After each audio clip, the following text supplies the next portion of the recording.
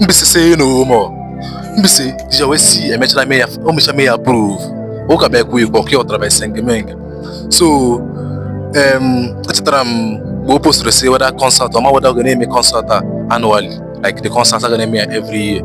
So me make up my own video. My video me go to say okay the moment this concert every year. So finally we post the only say that concerts are gonna make annually. Like all this tradition okay other every year gonna make every year. So me say no more. Be active okay other. Nga dey active there and every nga na no there. But auto shit about I no come dey there. So uno trekwa active uno bia. So na una fok bala up ndem bi se. Okay other. Ma apo small time bi se top watch out. Celebrity type the top watch out. Like I'm bi se mo DJ na. Mukwa Nollywood actors and mukwa actress but I'm for musician. But I'm bi se mo skit makers ha. Okay other. We come out mo okay other. So calm down, all small. DJ YC. Let's go. We appreciate. Thank you.